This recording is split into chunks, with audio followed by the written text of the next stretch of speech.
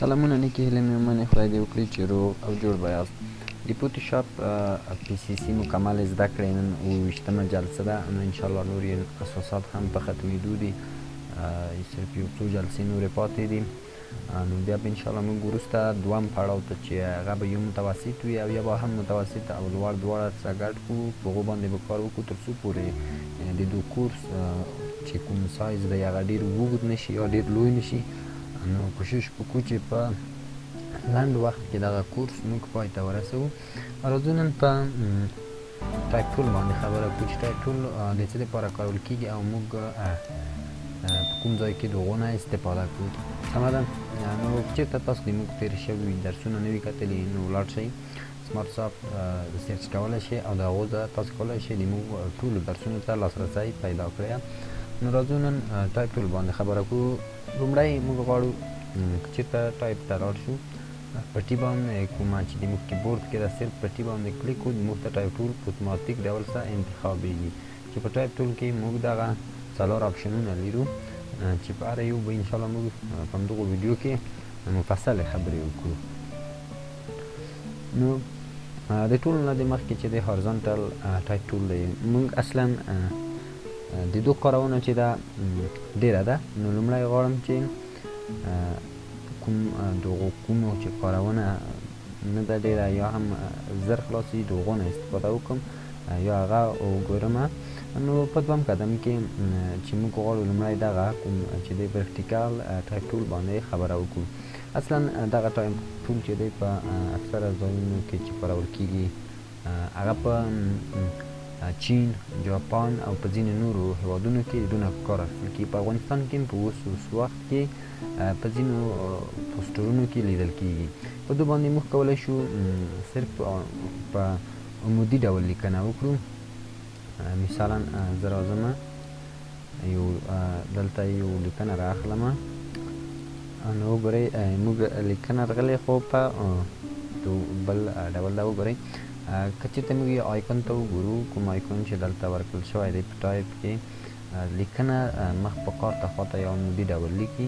د مثال په ډول سره زه غواړم چې یو لیکنه ولیکم، هغه وګورئ لیکم مثالا اس یا هم یو بل حرف هم ورسره لیکم په دې ډول. اوس وګورئ لومړی زه باید دا لیکنه په یو څه ته وکړم په دې ډول سره. اوکې انټر څو پورې خپل اصلي شکل ته ورته شي. مثلا زه لیکم انګلیش ژبه موږ انتخابوو دې ډول سره.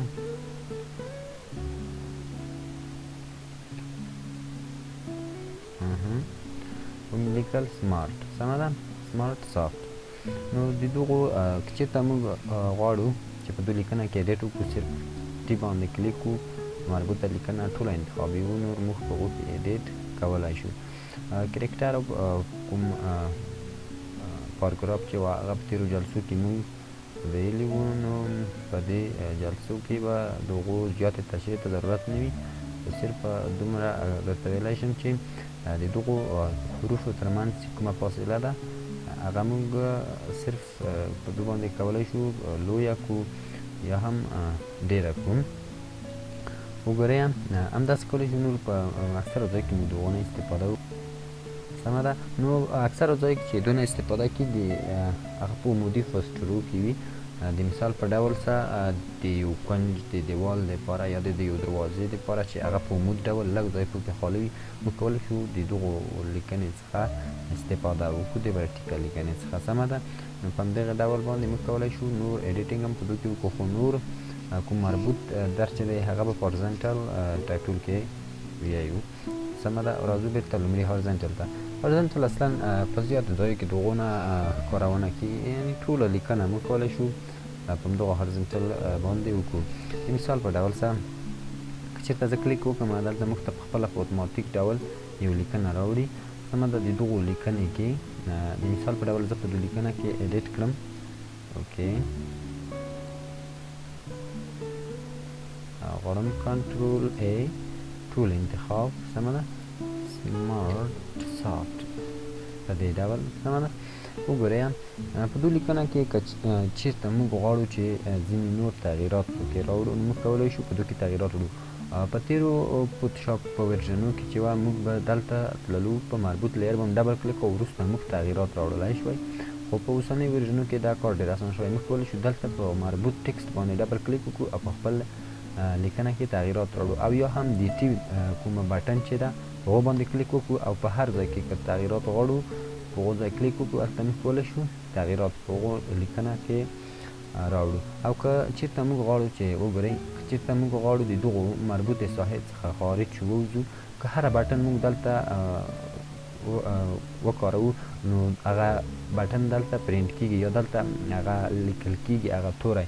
نو د دې لپاره چې موږ د دغو ساحې نه ووځو، موږ د کومه بټن چې د خپل کمپیوټر پورتنۍ برخه کې د سکیپ په نامه باندې وینئ، کولی شئ د هغو نه استفاده وکړئ تر څو پورې ووځئ ته، یعنې یا هم کولی شئ چې موو یا یو بل ټول باندې کلیک وکړئ تر څو پورې د دغو مربوطې لیکنې څخه تاسې خارج شئ. سمه ده. وګورئ په که چېرته زه ټي کلیک کړم دلته یا په ټي بټن باندې کلیک وکړم نو موږ ته د کوم چې د ټایپ ټول مربوط پراپرټیز دي دلته ټول راځي. موږ کولی شو دلته یې سیټ کړو. په لومړي قدم کې زه غواړم چې د یو څه کوم ټکسټ سایز دی هغه کوچنی کړم، زه کولی شم کوچنی کړم. خو که چېرته غواړم چې د دغو مربوطې لیکنې اوسنی سایز زه کوچنی کوم نه، خو راتلونکې کومه لیکنه چې کوم د هغو سایز زه کوچنی کوم، بیا هم زه دلته شل لیکم، خو په لومړي حالت کې به د موږ د دو نه هغه کوم سلیکشن چې و دو څخه موږ لرې وو. که چېرته موږ یو کلیک وکړو صرف په مربوطه ساحه باندې کلیک وکړو نو موږ دلته یو ریګولر ټکسټ منځته راوړو. سمه ده. ریګولر ټکسټ موږ دلته منځته راوړو په دې ډول سره. نو کولی شو دو سایز کې تغییرات راوړو. وګورئ که چېرته موږ په عادي حالت کې غواړو چې د یو مکمل فریم منځته راوړو، سمه ده، موږ یعنې دا په لومړي کلیک یا په کلیک سره چې صرف موږ غواړو لیکنه کې کار وکړو د ریګولر او فریم ترمنځ توپیر څه دی. وګورئ دا د موږ ریګولر ټکسټ و، کولی شو په دو کې نور تغییرات راوړو. د مثال په ډول زه یې دغه کاپي اخلم بیا یې پیسټ کوم، همداسې دغه ریګولر کوم ټکسټ چې دی په همدغه ډول باندې ادامه پیدا کوي او لویږي پسې. اما پریم د دو بیا برعکس دی. سمه ده. پریم ته چې کومه ساحه موږ انتخاب کړو همغه ساحه کې موږ لیکنه کولی شو، دغو ساحې نه اخواته موږ نشو کولی چې تجاوز وکړو یا دغو ساحې نه ووځو. پریم دپاره که چېرته موږ غواړو چې پریم انتخاب کړو یا د پریم کې لیکنه وکړو صرف یو کلیک به نه کړو، موږ به خپل کوم چپ کلیک چې د ماوس دی دا به نیولی وي. په دې حالت سره موږ هغه ساحه انتخابوو چې غواړو هلته موږ ټکسټ ایډ کړو په دې ډول سره. نو په دې رقم به موږ ته ټکسټ کوم چې فوتوشاپ د مخکې څخه جوړ کړی دی هغه به موږ ته راشي. وګورئ په دې ډول سره. نو موږ مخکې په کوم چې کرکټر و په هغو کې موږ ځینې تغییرات وړي دي، غواړم چې هغه تغییرات له منځه یوسم. وګورئ په دې ډول سره. نو کرکټر او پاراګراف موږ فکر کوم په 22مه جلسه کې موږ لوستی دي، نو کولی شئ هغو نه یورې لیدنه وکړئ که چېرته تاسو په پاراګراف او کرکټر باندې نه پوهېږئ. سمه ده. په همدې ډول وګورئ دلته موږ ته یو څه کومه لیکنه چې وه هغه موږ ته کمه شوله. نو که چېرته موږ غواړو صرف یو ډیزاین وکړو، یعنې موږ خو دلته په لومړی کې باید لیکنه ولیدو، خو موږ اوس غواړو صرف ډیزاین وکړو او که چېرته تاسو ته هم د لیکنې ضرورت شي یا تاسو سره لیکنه نه وي نو طبیعي خبره ده چې ټي کوم کیبورډ کې بټنې چې موږ کېکاږو هغه د ډیزاین هغه خوند له منځه وړي. نو د ټولو نه د مخکې موږ راځو ټایپ ته، که غواړو چې په دغو کې په دغو فریم کې ټکسټ ور اضافه کړو. سمه ده. نو راځو موږ ټایپ ته. ټایپ کې وګورئ موږ یو آپشن لرو. سمه ده. د پیسټ په نامه دی. سمه ده. پیسټ لاریم دی. نو که چېرته موږ په دو باندې کلیک وکړو نو موږ ته به هغه مربوطه ساحه ټوله د هغو لیکنې نه ډکه شي چې دا د موږ سره په د ډیزاین کولو په وخت کې ډېره مرسته کوي. په همدغه ډول موږ کولی شو ډیزاین وکړو.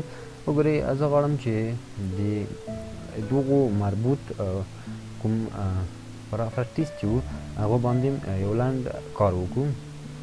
وګورئ لومړی پراپرټیز چې تاسو وګورئ اصلا موږ د ټکسټ مربوط شی چې لرو دا باید موږ پاراګراف او کوم کرکټر چې دی او ټول دا موږ باید په یو جلسه کې مسلسل ویلی وای، خو خیر موږ ونه ویلی.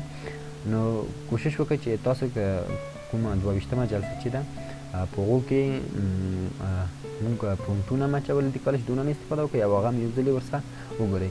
لومړی قدم کې موږ دلته پونټ انتخابوو. پونټ کې مختلف آپشنونه دي. وګورئ دلته هغه کلاسونه دي چې کوم اداب شرکت ورته جوړ کړي، یا هم که بل رقم مثلا یو شرکت پونټونه جوړوي نو هغه کولی شي یو کلاس جوړ کړي، په کلاس کې خپل پونټونه واچوي. اوس که زه دلته په یو کلاس باندې کلیک وکړم، وګورئ د دغو کلاس مربوط ټول پونټونه موږ درته رسي او هغه نور اضافي پونټونه له منځه ځي. نو موږ غواړو چې په آل کلاس باندې کلیک وکړو تر څو ټولو پونټونو ته لاسرسی ولیدو. دویمه خبره که چېرته اوس د موږ سره تقریبا تر 3000 زیات پونټونه دلته انسټال دي چې ځینې وخت د موږ د سردردۍ سبب کېږي. نو د دې دپاره که چېرته د موږ ځینې پونټونه خوښ وي او موږ غواړو چې په هغو هغه په عجلې سره پیدا کړو، لومړی خو موږ کولی شو د کوم طریقه چې د جستجو ده یا د لټون یا سرچ ده، کولی شو د هغو نه استفاده وکړو چې سرچ موږ دلته کولی شو سرچ وکړو او د هغو نه استفاده وکړو. مثلا یو پونټ زه انتخابومه په دې ډول سره. وګورئ موږ وکولی شو د سرچ د طریقه هغه پونټ پیدا کړو یا لاسرسی ورته ولیدو. دویمه طریقه وګورئ موږ دغه پونټ پیدا کړله، خو کله چې موږ خپل فوتوشاپ بند کړو بېرته یې خلاص کړو دغه کوم لیست چې دی دا له منځه ځي. نو د دې دپاره چې موږ ته هغه فیورټ پونټونو ته لاسرسی په عجلې سره ولیدو، موږ کولی شو دې ته یو سټار ورکړو. مثلا د موږ بل پونټ چې زیات خوښېږي مثلا دو ته یو سټار ورکوو. همداسې کوم پونټونه چې د تاسو خوښېږي او د هغو نه اکثره وخت د هغو نه استفاده کوئ، نو کولی شئ هغه په یو سټار یا هم د خپل فیورټ لیست ته اضافه کوئ. وګورئ دلته موږ د سټار کوم آیکن چې ګورو دا د موږ فیورټ پونټونه دي، سمه ده. نو دلته هغه کوم پونټونه چې موږ سټار کړي وو یا هغو ته سټار ورکړی وه، نو کولی شو دلته بدون دغو نورو پونټونو څخه وګورو، سمه ده. او دغه کوم سیملر پونټ په نامه باندې چې یادي دلته هغه پونټونه پیدا کوي چې یو د بل سره ورته پونټونه وي. مثلا موږ یو پونټ کارولی یو د بل سره د هغو ورته پونټونه پیدا کوي چې موږ ته وګورئ یو پونټ چې موږ د وخته کارولی و د هغو سیملر پونټونه دلته موږ ته راپیدا شوي. نو موږ بیرته راځو خپل لومړي حالت ته دغه آیکن بیرته غیر فعالي وو، سټار آیکن هم غیر فعالي وو تر څو پورې موږ ټولو پونټونو ته لاسرسی ولرو. په همدغه ډول باندې که چېرته وغواړو موږ یو ریګولر پونټ یا ریګولر ټکسټ غواړو چې پرنټ ته واړوو، هم موږ کولی شو هغه د ډېر اسانه طریقې سره واړوو. د مثال په ډول د موږ دلته یو بل ریګولر ټکسټ راخلو، یو څه اندازه یې کوچنی کوو په دغه ډول باندې. نو موږ یو څه نور اندازه هم کوچنی کومه لاسو پورې. وګورئ دا د موږ یو ریګولر ټکسټ دی، سمه ده. یعنې موږ چېرته په دغو باندې لیکنه کوو نو اخوا ته تجاوز کا او ځي د دغو پریم یعنې د پریم برعکس دی. که چېرته موږ غواړو چې دغه لیکنه خپل پریم ته واړوو نو موږ د ټولو نه د مخکې راځو ټایپ ته. ټایپ کې وګورئ موږ د کانورټ په نامه باندې یو اپشن دلته درلودله، کانورټ ټو پاراګراف ټکسټ، سمه ده. وګورئ د موږ کوم ریګولر ټکسټ چې وه هغه کانورټ شوله یو پاراګراف ته یا هم یو پریم ته کانورټ شوه. د دونه موږ څنګه استفاده کولی شو؟ وګورئ که موږ غواړو چې دلته اوس نوره لیکنه وکړو په دې ډول سره لوی کېږي. نو زه غواړم چې په دغو کې دا خو موږ اصلا واړوله پریم ته، نو په دې باندې موږ ډبل کلیک کړو. په ډبل کلیک سره موږ ته دغه کوم جدول چې وګورئ دا موږ ته راکړل شوی دی. نو موږ اوس ته چې څومره لوی کړو موږ کولی شو د دغو جدول نه استفاده وکړو. د مثال په ډول سره موږ کومه اندازه چې وه دا اتوماتیک انتخابوو، کنټرول ای، سمه ده، ځکه ما دا په تېرو سیټینګو کې سیټ کړي دي. نو ما ته اوس په اتوماتیک ډول سره دغه ټولې لیکنې دلته راځي شپږ. نو اوس بیا غواړم چې دلته یو څه نوره لیکنه هم پیسټ شي په دې ډول سره، یو څه نوره هم کوچنی کړم تر څو د موږ ډیزاین یو ډول ښکلا پیدا کړه، سمه ده. نو آل ټکسټ انتخابومه په دې ډول سره.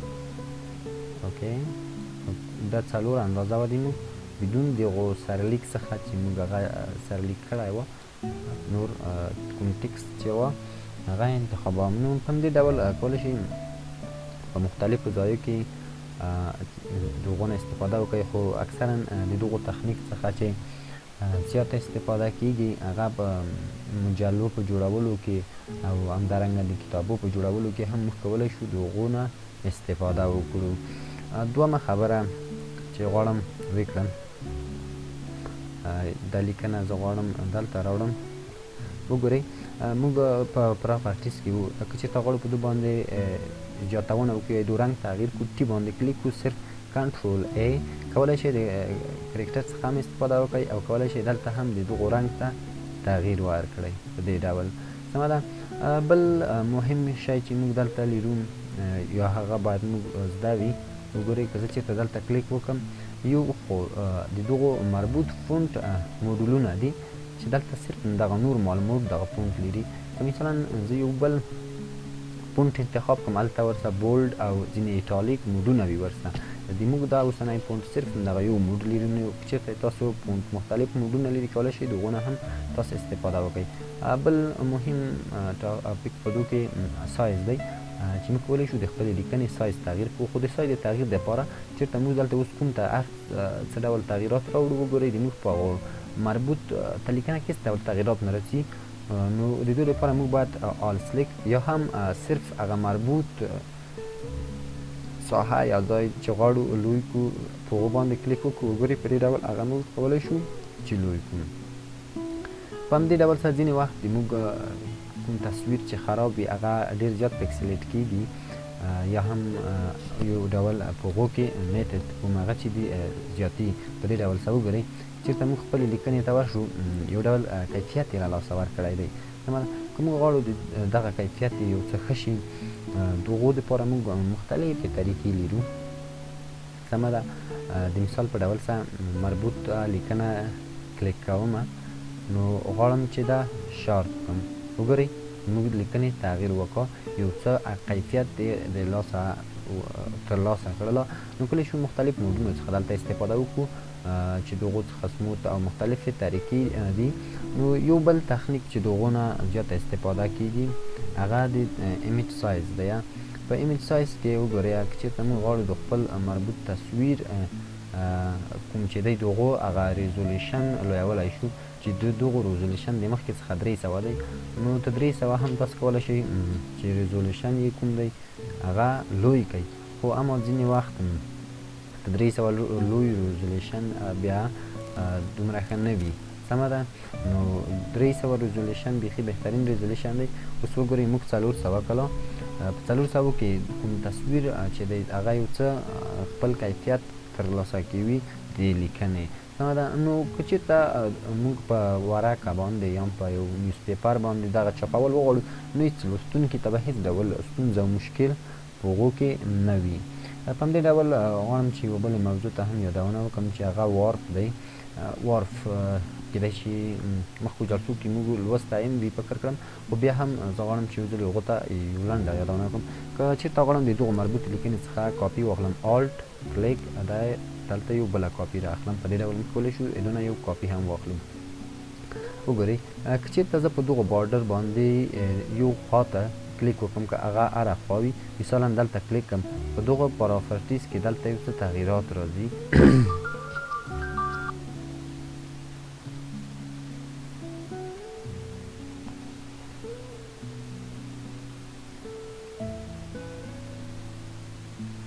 موږ ته هغه آیکن دلته منځته راغله. وګورئ اصلا موږ که چېرته غواړو د وارپ څخه کار واخلو مختلف ډیزاینونه موږ سره کوي. سمه ده.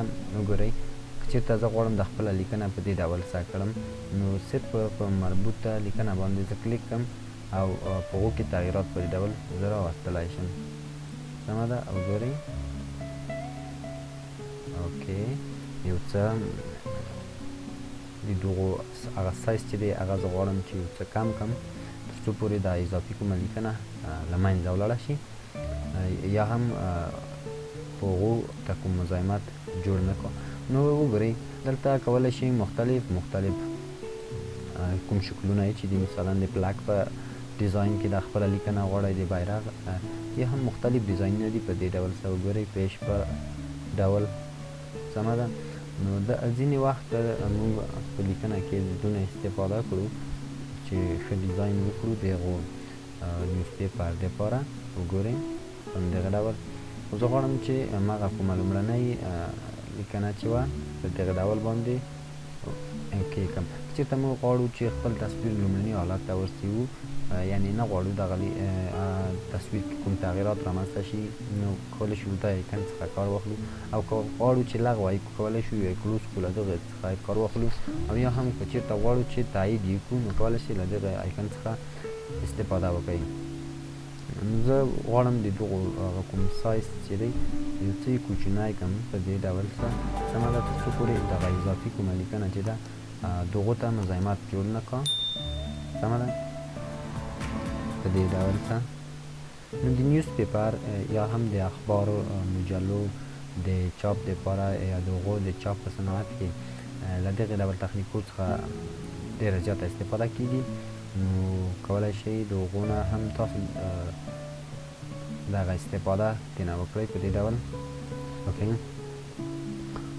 اوکې کوم رنګ چې موږ انتخاب کړی بېرته غواړو هغه رنګ موږ خپل هغو نورمال سپین حالت ته یې ورسوو رنګ انټر سمه ده په دې ډول سره وګورئ لیکنه بېرته خپل نورمال حالت ته راغله او غواړم دغه کومه لیکنه چې ده که چېرته خو بیا هغه خپل کیفیت د لاسه ورکوي وګورئ شتون لري خو هېڅ نه معلومیږي. نو زه غواړم چې دا ډیلیټ کړمه ځکه بې ځایه لیکنه ده په خپل ځای کې نشته ده. دومه خبر چې زه غواړم په دغو کوم نننی کورس چې دی په هغو کې تاسو ته وکړم هغه وګورئ که چېرته موږ ټایپ ټول ته راشو دلته د ماسک ټایپ ټول هم شتون لري چې 2 دانې دي عین شی دي سمه ده صرف دا ماسک کا ماسک په تیرو درسو کې موږ لوستی و وګورئ نه غواړم چې جلسه دغه کومه دی موږ دا ډېره اوږده شي که غواړئ چې په عمودي ډول یې کوئ او که غواړئ په افقي ډول یې کوئ خو زه غواړم یو مثال تاسو ته په دې کې کار کړم کنټرول او تر څو پورې زه خپل یو نوی تصویر راواخلم او په هغو کې موږ ایډیټینګ ترسره کړو فوتوشاپ ته ځمه یو عکس رااخلم وګورئ یو تصویر زه رااخلم په دې ډول زه غواړم دغه تصویر اوپن کړم ځکه یو څه کوالټي یې هم لویه ده ښه دی او په دو کې موږ د ټایپ دغه ماسک څخه استفاده وکړو. نو که چېرته تاسو په ماسک باندې نه پوهېږئ ماسک لیر نو کولی شئ د موږ تېرو شویو جلسو ته یو ځلې کتنه وکړئ. وګورئ د ټولو نه تمخه زه غواړم د دغو یو دومه کاپي واخلم ځکه موږ ته ضرورت کېږي. راځم ټایپ ته ټایپ کې راځم لیکم وګورئ ماسک اصلا موږ په کوچنیو لیکنو کې نه کاریو ځکه یو ډول بې معنا راځي. نو غواړم چې صرف یو ډول لیکنه وکړم په دې ډول او کومه هغه اندازه یې چې ده لویه کړم نو دا هم ډېره کوچنۍ ده هم 1.5 یا هم تر 300-200 پورې دا هم 300 تر څو یو څه نور هم لویه شي په دې ډول سره سمه ده. وګورئ کنټرول ډي کام یې باید په هغو ساحه کې موږ خپله لیکنه وکړو چې موږ ورته ضرورت لرو اف جي په دې ډول سمه ده کنټرول ای اوکې وګورئ موږ دغه کومه ساحه چې ده موږ کولی شو دونه یو کاپي واخلو او یا غواړو چې د دونه یو ماسک لیر جوړ کړو موږ کولی شو دغونه یو ماسک لیر هم جوړ کړو سمه ده. اوکې کنټرول زی انټر اوکې زه یو ځل بیا لیکنه رااخلم لومړی زه د خپل تصویر یو څه کراپ کوم په دغه ډول وګورئ ټکسټ رااخلم مثلا اف جي نو کولی شئ په دو ځای کې تاسو تغییرات راوړئ مثلا غواړم دغه کوم ټکسټ چې موږ اوس واخیسته دا د یو څه ښکته راشي نو کولی شئ تاسو د هغو نه استفاده وکړئ. لومړی باید خپل لیرونه چې دي هغه غیر فعال کړئ نو کولی شئ یو نوی لیر هم ورته واخلئ په دې ډول اوکې نو اوکې انټر نو مطلب دلته به تاسو په مربوطه ساحه کې کومه لیکنه چې غواړئ وکړئ دا هم نه ده سمه ده. کنټرول ډي یو څه ښکته نور تر څو پورې دا موږ مطلب دا مخ دی چې پې راشي اف جي سمه ده. یا هم صرف غواړو دغه جي لیکنه چې ده یو څه نوره یې لویه کومه صرف غواړم چې د دغو ماسک لیر جوړ کړم انټر وګورئ که چېرته موږ یعنې موږ دلته یو ډول سلیکشن دی ټکسټ په ډول موږ ته وشوله ځینې وخت دا سلیکشن موږ ته ستونزمن دي خو مختلفې طریقې د دغو تخنیک دپاره هم نورې هم شته نو انشاءالله بیا به په راتلونکي کې موږ په هغو باندې مفصل غږیږو. وګورئ موږ دلته یې دونه ماسک واخیستله سمه ده. نو کولی شئ که چېرته تاسو د ماسک په درس کې نه یاست نو کولی شئ هغه پخواني د موږ کوم درسونه چې وو مکمل موږ د ماسک په اړه پوره درس ورکړی کولی شئ د هغو نه استفاده وکړئ او یو ځل یې هغو ته بیا یو لنډه کتنه وکړئ. اوکې بېرته دا موږ سلیم کیو او خپل لومړنی ماسک بېرته فعالوو. یا غواړو چې دا یو څه بلر کړو فلټر اصلا موږ تر اوسه نه دی ویلی نو انشاءالله موږ پلان ورته لرو چې په راتلونکو جلسو کې فلټر باندې موږ مفصلې خبرې وکړو. نو غواړم چې دا یو څه ډېر بلر کړم په دې ډول سره انټر یا هم اوکې باندې تاسو کولی شئ خپل تصویر چې کوم ایډیټینګ هم په هغو کې کړی دی هغه سیف کړئ. نو انشاءالله چې په نننۍ جلسه باندې به تاسې پوهېدلي وئ بیا هم کوشش وکړئ چې زیات تمرین یې وکړئ تر څو پورې تاسو په دو کې یا په دغو نننۍ موضوع چې د ټایپ وه په هغو مکمل مسلط شئ او په هغو کې ایډیټینګ وکړای شئ ځکه د ټایپ کوم مسایل چې دي ډېر مهم دي کتابو په ډیزاین کې د مجلو په ډیزاین کې همدارنګه ځینې نورو ډیزاینو کې موږ ته زیاته کارونه د هغو نه استفاده کېږي. نو کوشش وکړئ چې تاسو یې زیات تمرین وکړئ او دغه کوم د ماسک چې وه نو نه غواړم چې د ویډیو هغه کوم سایز چې دی هغه ډېر لوړ شي نو کولی شئ که چېرته په ماسک باندې تاسو نه پوهېږئ کولی شئ تېرو جلسو ته یو ځلې د موږ ولاړ شئ اول ته د ماسک په عنوان باندې مکمل درسونه 2 درسونه شته کولی شئ هغه وکړئ چې په یو درس کې تطبیق د ماسک دی. نو که چېرته د موږ ویډیو م خوښه شوې وي در سره لایک او کومه پوښتنه درته پیدا شوې وي کولی شئ ډسکرپشن کې په بخښنې سره په کامنټ کې موږ ته خپله پوښتنه پرېږدئ او یا کولی شئ په مستقیم ډول د موږ واتساپ نمبر ته مسیج وکړئ او